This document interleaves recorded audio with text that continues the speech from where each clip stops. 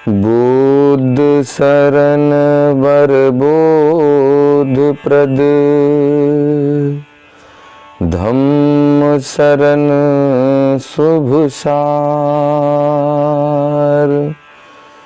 संघ शरण गहि शील प्रद, होए सुखी संसार। मेरा बल तो धम्म है, मुझे धम्म पर नाज, सदा शीस पर चमकता रहे धम्म का ताज।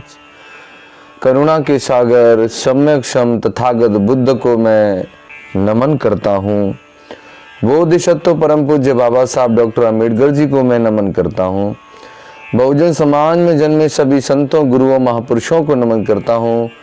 धीरज की धाम त्याग बलिदान की माँ माता रमाबाई और शिक्षा की अग्रदूत माता सावित्रीबाई फुले को नमन करता हूँ। हमारे YouTube चैनल के माध्यम से देखने वाले सभी श्रोताओं को मैं बोधाचार्य सूरजराही बौद्ध आप सभी को दोनों कर जोड़ करके जय भीम नमो बुद्धाय करता हूँ। जैसा कि धम्म प्रेमियों आप हमारे YouTube चैनल के माध्यम से लगातार बुद्ध जीवन गाथा का रसपान कर रहे हैं। आज उसका 12वां भाग शुरू हो रहा है। आज हम आपको सिद्धार्थ गौतम ने किस प्रकार से जब तब पूजा पाठ किया इसके बारे में चर्चा करेंगे। लेकिन आइए दो शब्द भगवान तथागत बुद्ध के चरणों में समर्पित हैं। उसके बाद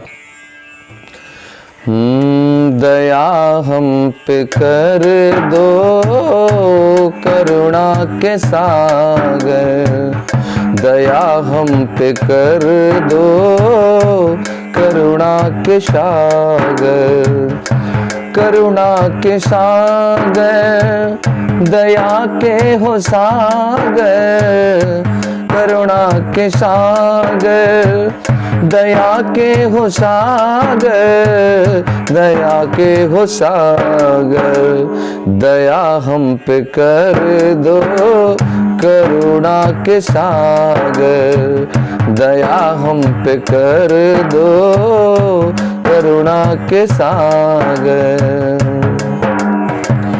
अंगुलिमाल पे तुमने दया की, हिंसा से दे छुटकारा उसको शरण दी, वो ही दया कर दो करुणा के सागर, करुणा के सागर, दया हम पे कर दो करुणा के सागर, दया हम पे कर दो करुणा के सागर।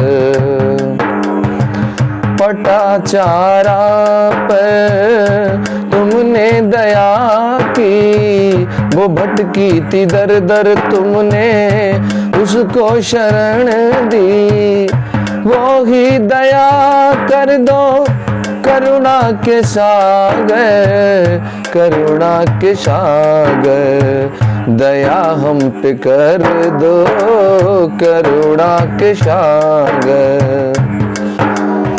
सुनीत महतर पे तुमने दया की,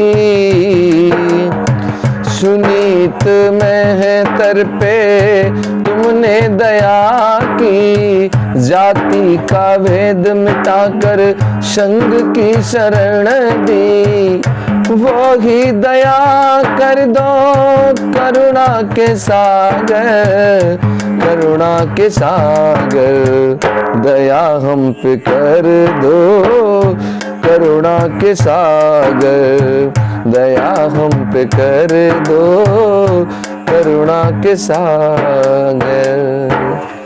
आइए एक बार सभी लोग बहुत ही मधुर कर्णप्रिय आवाज में बोलेंगे, बोलिए तथागत बुद्ध की दया हो, परम पूज्य बाबा साहब की करुणा हो।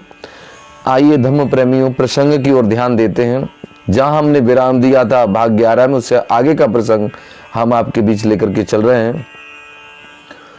जब सिद्धार्थ मुनि पांडु पहाड़ी पर अपनी कुटी बना करके रहने लगे तो थोड़े दिनों के पश्चात धम्मबंधुओं उसी पांडु पहाड़ी पर 5 तपस्वी और आ गए, जिसमें पहले का नाम था भद्रक, दूसरे का नाम था कौंडिन्य, तीसरे का नाम था असुजित, चौथे का नाम था महानाम और 5वें का नाम था बप। ये 5 तपस्वी, 5 पुरोहित उसी पांडु पहाड़ी पर आए। इन्होंने भी अपनी अपनी कुटी बनाई, रहने के लिए ठिकाना बना लिया और सिद्धार्थ मुनि से आकर के मिले। आपस में परिचय हुआ धम्मबंधुओं, और ये 5 तपस्वी और सिद्धार्थ गौतम यानी सिद्धार्थ मुनि अपने अपने अकॉर्डिंग जप तप पूजा पाठ व्रत उपवास करना प्रारंभ कर देते हैं। जप तप पूजा पाठ व्रत उपवास जब होने लगा तो धीरे धीरे करके धम्म प्रेमियों 4 महीने व्यतीत हो जाते हैं। 4 माह व्यतीत हो जाने के बाद धम्म बंधुओं क्या हुआ, एक दिन कौंडिन्य अपने साथियों के साथ सिद्धार्थ मुनि के करीब पास में आए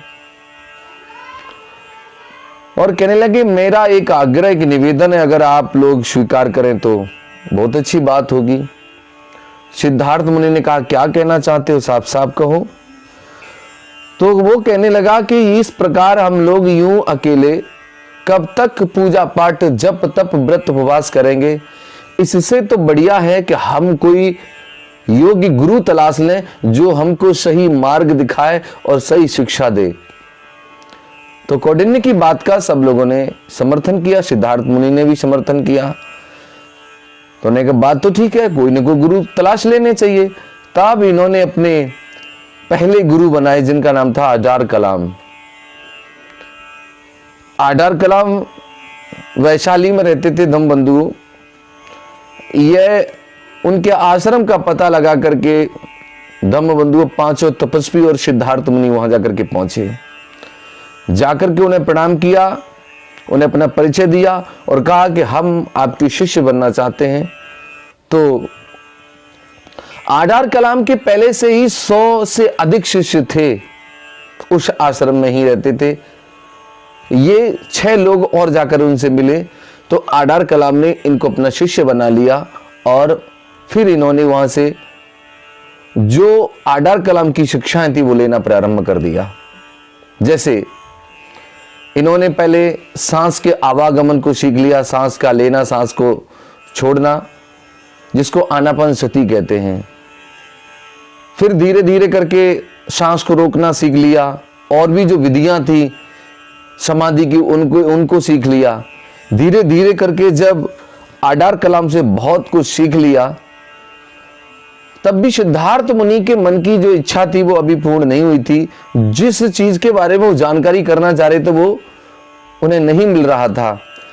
तो एक दिन आडार कलाम के पास सिद्धार्थ मुनि आए और कहने लगे, हे गुरुदेव, मैं आपसे एक प्रश्न करना चाहता हूं। ने कहा, बताइए क्या कहना चाहते हो।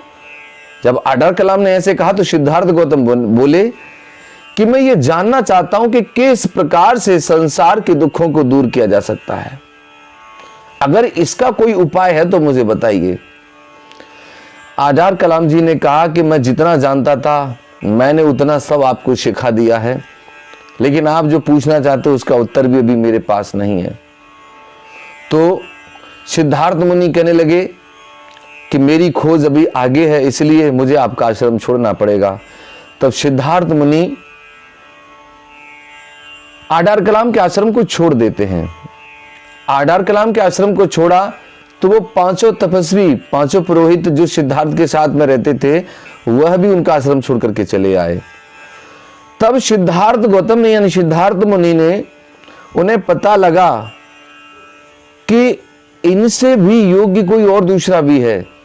तो उनका पता लगाते उनके आश्रम पहुंचे, जिनका नाम मैं आपको बताऊं, रामपुत्र उद्रक। उनके आश्रम में जाकर के पहुंचे, रामपुत्र उद्रक के ये शिष्य बन गए और उनसे भी जप तप पूजा पाठ की जितनी भी रिधियां विधियां जो भी होती थी वो सब कुछ उन्होंने वहां जाकर के सीखा। एक दिन समय निकाल करके सिद्धार्थ मुनि ने जो प्रश्न आडार कलाम से किया था वही प्रश्न रामपुत्र उद्रक से भी कर लिया। कहा कि मैं ये जानना चाहता हूं कि किस प्रकार से संसार के दुखों को दूर किया जा सकता है, कोई उपाय हो तो मुझे आगे बताओ। लेकिन रामपुत्र उद्रक जितना जानते उतना सिद्धार्थ को सिखा चुके थे, तो उन्होंने कहा जितना मैं जानता था उतना मैंने आपको सिखा दिया है, आगे मैं भी नहीं जानता। तब सिद्धार्थ मुनि और पांचों तपस्वी रामपुत्र उद्रक के आश्रम को भी छोड़ करके चले आए। दम बंधुओं, फिर वो एक दिन धीरे धीरे चलते चलते निरंजना नदी के किनारे आ गए और उर्वेला नामक स्थान पर आ गए। तब उन्होंने वहीं पर तपस्या के लिए एक उचित स्थान को चूज किया, चुना है, और वहीं वो पांचों तपस्वियों ने भी अपनी अपनी कुटी बनाई है, रहने का ठिकाना बना लिया है। और यह लोग जितना जप तप पूजा पाठ में निपुण थे, जितना जानते थे, उसी के अकॉर्डिंग खुद अभ्यास करना प्रारंभ कर देते हैं। इन्होंने क्या नियम बनाया? तपस्या का जब पहला चक्र होता था तो ये पहले चक्र में एक दिन और एक रात व्यतीत होने पर एक बार ही भोजन लेते थे धम्म प्रेमियों। धीरे धीरे करके इन्होंने अपना रूटीन बदला। इन्होंने फिर 2 दिन का अंतर दिया, 2 रात और 2 दिन का अंतर देकर के भोजन करते थे। फिर इसके बाद में जब तीसरा चक्र तपस्या का प्रारंभ होता है तो 3 दिन का अंतर देकर के केवल एक बार भोजन करने लगे और भूखा रहना प्रारंभ कर दिया। इसके बाद 3 के बाद 4 दिन, 5 दिन, 6 दिन तक खाली पेट रह करके यह व्रत उपवास करना जारी रखते हैं। इस प्रकार से धम्म प्रेमियों सिद्धार्थ मुनि को और पांचों तपस्वियों को व्रत उपवास करते करते धम्म प्रेमियों 1 वर्ष व्यतीत हो जाता है। जब 1 वर्ष व्यतीत हो गया तो इन्होंने विरला आहार को छोड़कर के अल्प आहार लेना प्रारंभ किया। यानी पेट भर के जो भोजन करते थे, अब इन्होंने अल्प मीन्स आधा आहार मीन्स भोजन, आधा भोजन अल्प आहार लेना प्रारंभ कर दिया। धम्म बंधुओं, लेकिन यह अपनी तपस्या को, अपने व्रत उपवास को लगातार जारी रखते हैं। अपनी प्रचंड भूख को इन्होंने प्रतिदिन दबाना शुरू कर दिया। धम्म बंधुओं, लंगोट लगा करके ये लोग रहते थे और कभी थोड़ा बहुत खा भी लेते थे, जैसे कभी चने खा लिए, चने के अलावा कभी तिल खा लिए। ऐसा कुछ खा करके अपने प्राणों की रक्षा भी किए हुए और तपस्या में लीन हैं। लेकिन जब तपस्या धीरे धीरे करके और कठोर होने लगी, आगे बढ़ने लगी, तो उन पांचों तपस्वियों का धम्म प्रेमियों धीरज बीच में ही टूट गया और उन्होंने अपना व्रत उपवास करना छोड़ दिया। लेकिन पांचों तपस्वी सिद्धार्थ मुनि से कहने लगे कि हे सिद्धार्थ मुनि, हम आपके साथ हैं, आप अपनी तपस्या को मन छोड़ना, आप अपनी तपस्या को जारी रखना, हम आपका पूरा सहयोग प्रदान करेंगे। तब धम्म बंधुओं, पांचों तपस्वियों ने तो अपनी तपस्या को बीच में छोड़ दिया, लेकिन सिद्धार्थ गौतम ने अपने व्रत उपवास और तपस्या को जारी रखा। धम्म बंधुओं, जब अन्न आहार की अवधि पूरी हो जाती है तो अन्न आहार की अवधि पूरी होने के बाद इन्होंने फल आहार लेना प्रारंभ कर दिया। फल में कभी ये जामुन खाते, कभी केला खा करके गुजारा करते, कभी बेर खा करके गुजारा कर लेते, कभी खजूर के फल खा करके गुजारा कर लेते, कभी मकोई के फल खा करके गुजारा कर लेते। इस प्रकार सिद्धार्थ मुनि लगातार तपस्या करते रहते हैं। धम्म बंधुओं, तब मुझे ये चंद लाइनें सिद्धार्थ मुनि के लिए कहनी पड़ती हैं। तप कर रहे हैं वो तपधारी, तप कर रहे हैं वो तपधारी, सत्य खोजने बैठे चीवर धारी, सत्य खोजने बैठे चीवर धारी। पीड़ा उठाए और तन को सुखाए, पीड़ा उठाए और तन को सुखाए, न कुछ खा रहे हैं वो तपधारी, न कुछ खा रहे हैं वो तपधारी। रात नहीं देखे वो दिन नहीं देखे, रात नहीं देखे वो दिन नहीं देखे, तो ब्रह्मचर्य धारण करे ब्रह्मचारी, ब्रह्मचर्य धारण करे ब्रह्मचारी। तप कर रहे हैं वो तपधारी, तप कर रहे हैं वो तपधारी। मन को टिकाए वो ध्यान लगाए, मन को टिकाए वो ध्यान लगाए, और करे साधना वो बन के पुजारी, करे साधना वो बन के पुजारी। तप कर रहे हैं वो तपधारी, सत्य खोजने बैठे चीवर धारी, सत्य खोजने बैठे चीवर धारी। आज धम्म प्रेमियों, राजकुमार सिद्धार्थ मुनि तपस्या में लीन है धम्म बंधुओं, और सत्य की खोज में बैठे हुए हैं।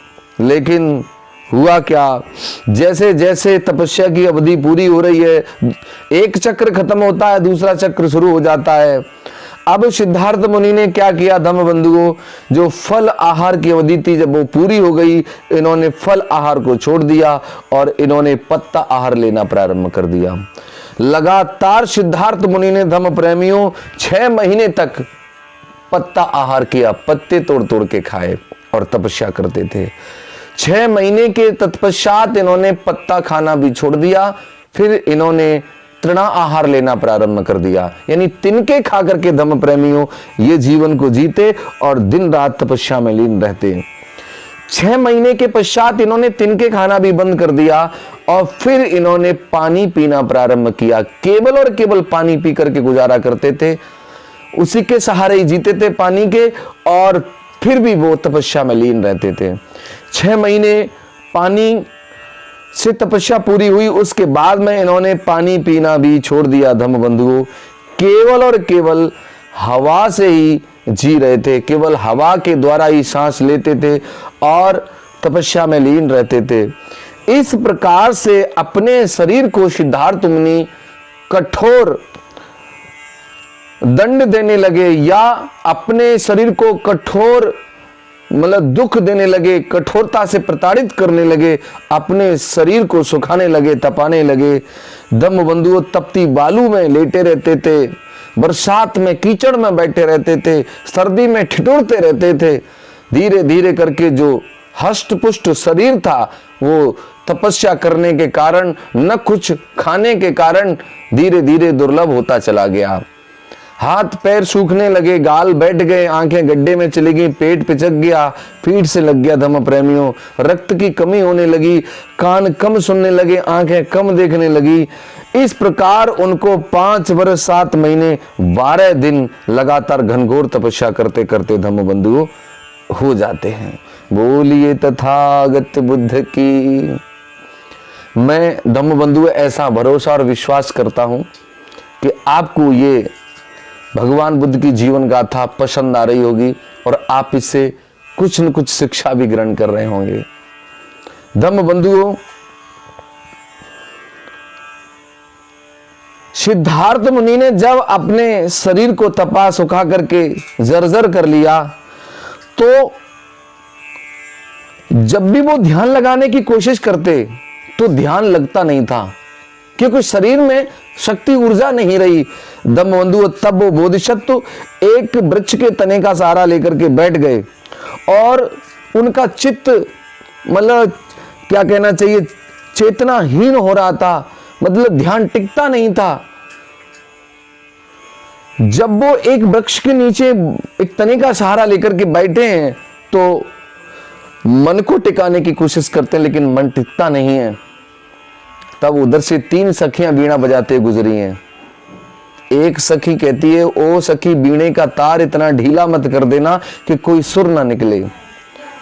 वो दूसरी सखी कहने लगी, तो वीणे के तार को इतना तेज भी मत कस देना कि टूट जाए। जिसके हाथ में वीणा था वो कहने लगी, मैं तो मध्यम में बजा रही हूं। यह संवाद सिद्धार्थ बोधिसत्व के कान में गया। इस बात से उन्होंने एक सीख ली कि अगर मैंने अपने शरीर को ज्यादा तानने की कोशिश की या ढीला छोड़ने की कोशिश की तो निश्चित ही मेरी मृत्यु हो जाएगी, और मैं जिस परम श्रेष्ठ सत्य को प्राप्त करने के लिए आया था मैं उस बोधि लाभ को नहीं ले पाऊंगा, मेरी मौत हो जाएगी। इसलिए मेरा स्वस्थ रहना बहुत जरूरी है, मेरा खाना पीना बहुत जरूरी है। धम्म बंधुओं, बहुत ही सुंदर बात आ रही है कि जान है तो जहान है। संसार में शरीर है तो सब कुछ है, और शरीर नहीं तो फिर सब कुछ बेकार है। ये बात सिद्धार्थ मुनि के समझ में आई है। धम्म बंधुओं, मैं ऐसा भरोसा विश्वास करता हूं कि आप भगवान बुद्ध की जीवन गाथा से कुछ न कुछ सीख करके अपने जीवन में एक नया परिवर्तन लाने की कोशिश करेंगे। इसलिए मैं लगातार आप लोगों को अपने YouTube चैनल के माध्यम से बुद्ध के जीवन चरित्र को आप तक पहुंचाने की कोशिश करता हूं। आप लोगों से निवेदन है कि निरंतर सभी भागों को देखने के लिए आप हमारे YouTube चैनल को सब्सक्राइब कर लें और इसको शेयर करना ना भूलें, ताकि धम्म लोगों तक पहुंचे। यदि आप अपनी कोई राय देना चाहते हैं तो हमारे कमेंट बॉक्स में कमेंट करिए। धम्म बंधुओं, आज की जीवन गाथा यहीं तक है। यहां से आगे का प्रसंग भाग 13 में हम आपको सुनाएंगे, जिसमें सुजाता का खीरदान हम आपको सुनवाएंगे। आप लोग लगातार हमसे जुड़े रहिए। इन्हीं शब्दों के साथ मैं आपके सुखद जीवन की मंगल कामनाएं करता हूं और आपसे विदा लेता हूं। जय भीम, नमो बुद्धाय।